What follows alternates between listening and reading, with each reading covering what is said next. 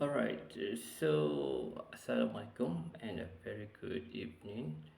Okay, today I will explain about the CIP CIPP evaluation models, and then what is this model and all the element of this model.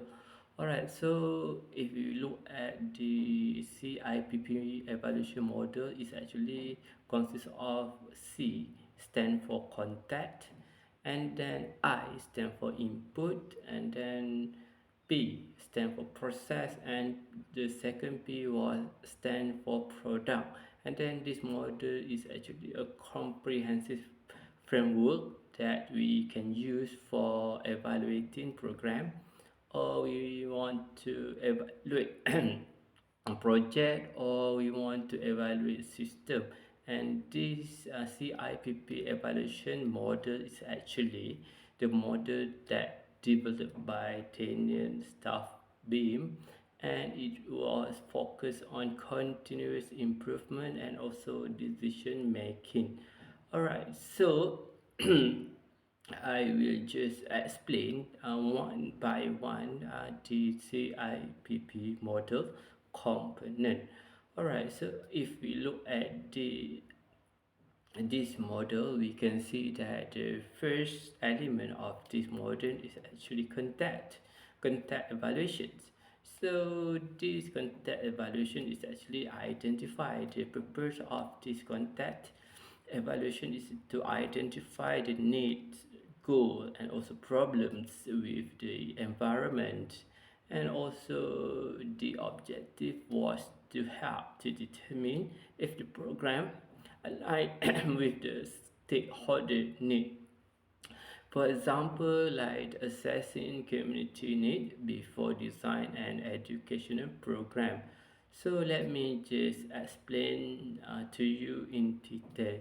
Alright, so let's we look at the contact evaluation. So contact evaluation is actually the contact that we use to evaluate, for example, like we have program in our education, for example, like the program that we do in our school nowadays. For example, the program, we have a lot of program, or the program that we create and should actually help the student. However, and some of the program is actually not helping the student, so that's why we can use this model to evaluate what we call the program. Right, so now we look at the content evaluation, where the main purpose of the content evaluation is to identify the need. Okay, when we do a program at school, or maybe we want to do program for our education ministry want to propose new program. First they need to identify what, identify the need of the student. The student really need this program or not.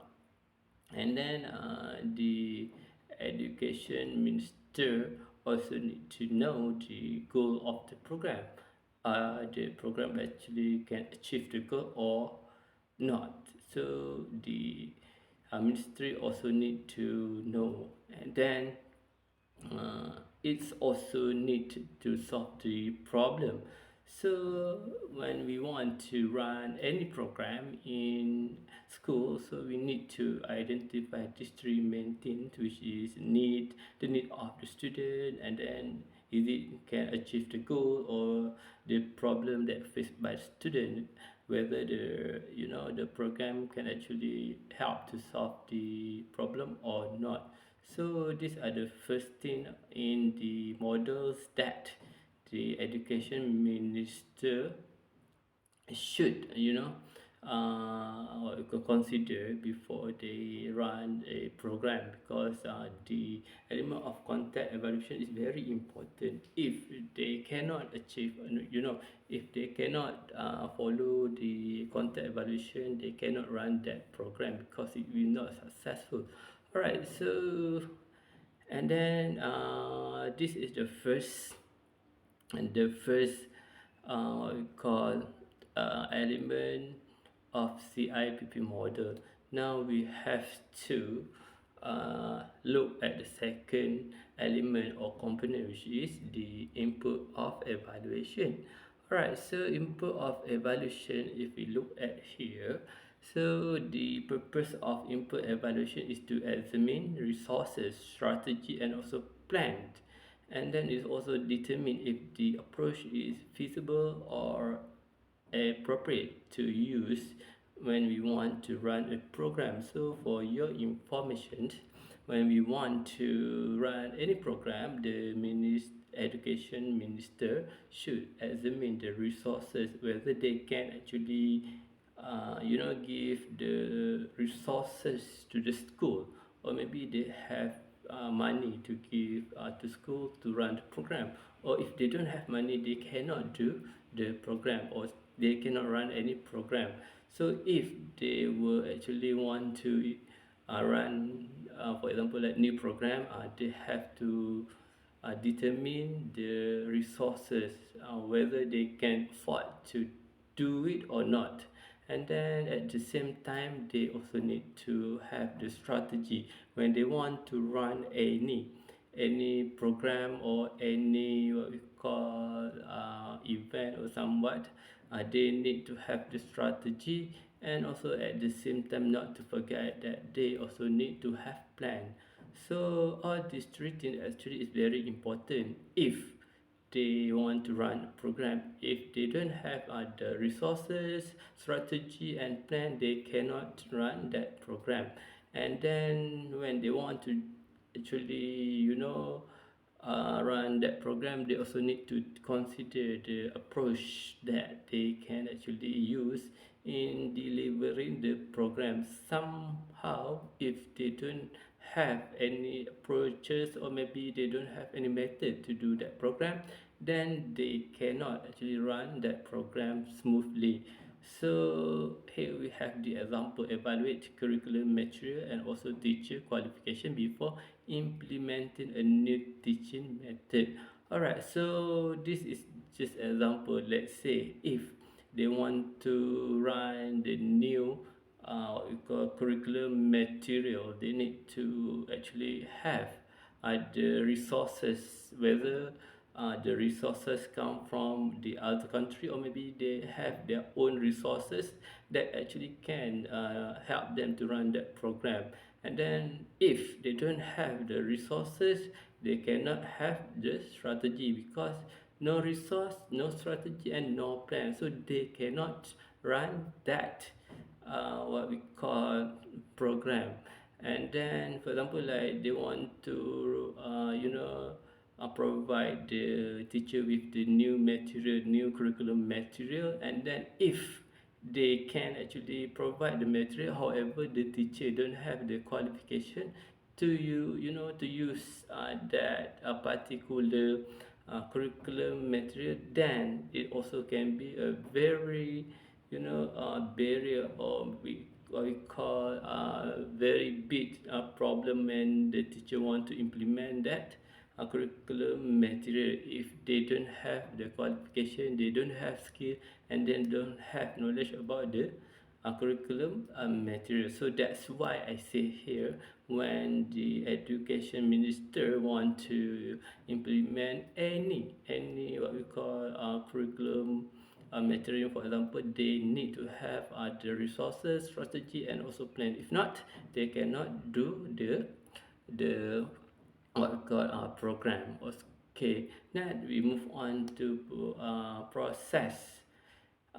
The first P is process. Process is actually referred to the processes of evaluation. So this process evaluation is actually the objective is to implement, monitor the implementation to ensure that it follow the plan. Alright, so the process, when let's say the education ministry, they want to implement that curriculum material, and then they need to see the process, how the process actually begin, and then and how the process is actually happening. If they don't monitor the implementation, they cannot actually evaluate, and also they cannot know what happened to the school or to the teacher, or maybe to the student. They don't even know what happened to all these three. Because why? Because they don't actually monitor the implementation. If they only give the command and then give the order to student, no, to school or to teacher to actually implement the curriculum material, however they do not monitor, and then it will be not successful. Because if there is no monitoring process, it will actually not will helping the education minister to make sure that the program is successful, because there is nobody to monitor. Nobody will actually give the what we call feedback, so you cannot actually improve.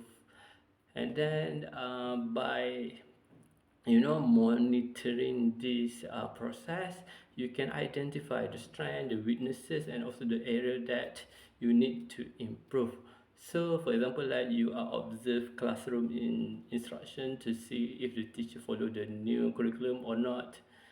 So these are the example. All right, so let's say if the education minister uh, education minister, they want to actually implement new curriculum, they need to see how the teacher deliver the curriculum in the classroom. If they are not actually observe or monitor the process, maybe they cannot get the real data. So that's why they need to monitor, and also they need to observe what is happening. All right, next P is we have product evaluation. So for product evaluation, the objective is to measure outcome and impact. And then when you want to run that program, you need to measure the outcome and also the impact. Because if you don't measure, then you do not know whether the result that you get is actually achieve the goal or not. So that's why you have to measure. So by measuring all these what we call curriculum, and then whether the curriculum is actually good or bad. So and then the product evaluation also determine the objective, where it meet or it's actually not achieve the goal. So that's why I say when we want to do any program, we have to use this model. And then by using this model, we can actually know what. Number one, we can actually know the content of evaluation, whether the program that we want to run is actually can help the student, or maybe can solve the problem. And then maybe the what we call program that we want to run is actually you know uh, if they can help the student. So when we want to implement, we need also to examine the resources and also strategy and plan. Whether we have all these three things, then we can implement. And then when we implement that program, we also need to see the process. Because when we just implement, we don't see the process, we do not know whether the process is happening right, as follow the track or not. And then last, we have to make sure that our product will actually be evaluated. So sometime when we want to know whether our product is actually giving good impact or not, we have to evaluate. So how we want to evaluate? We have to get the data, analyze the data, see the result, whether the result is good or bad. So that one is about the measure outcome. When we want to run any program, we need to have all the CIPP. So we have to follow all these components to see whether our program is successful or not. So this is about the CIPP more evaluation model. Right, thank you.